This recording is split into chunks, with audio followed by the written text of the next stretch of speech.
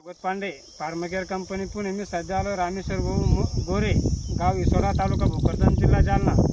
यांचा 12,000 खोडांचा शिमला आणि पिकाडोरचा प्लॉट आहे आणि आता सध्याची कंडिशन अशी चालू आहे की रूट कॉइलिंग आणि निमॅटोड आणि व्हायरसचा प्रॉब्लेम खूप जास्त प्रमाणात चालू आहे। कारण काही भागामध्ये मी फिरलोय तर झाड सध्या मिरची उपटण्याचा कार्यक्रम चालू आहे सध्या, पण यांना लागून फार्माकेअर कंपनीचं शलाका आणि साखर दिलं, त्यांचं झाडं एकदम म्हणजे फ्रेश होऊन गेले आणि नवीन झाडं होऊन लागले, एकदम फ्रेश होऊन गेला प्लॉट। तरी शेतकऱ्याला तुम्ही विचारू शकता की बाबा तुम्हाला रिझल्ट कसे वाटले?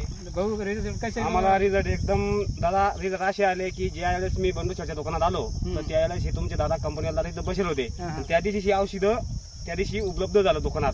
मग मी बंडू शेटला फोटो दाखवला की सेरी असे झाडं होऊ लागले, तर हे तुमचे दादा म्हणू लागले की तुम्ही त्यांना द्या औषध बिनधास्त सोडा, काहीच अडचण नाही। मी त्या दिवशी तिचं नाव काय शेलका आणि साखर सोडलेली आहे, तर मला एकदम 100% रिझल्ट आलं। आणि जे मला फोन येत्या शेतकऱ्याचे मी त्यांना 100% सांगितलं 100% सोडा तुम्ही, तुम्हाला काहीच ताण नाही।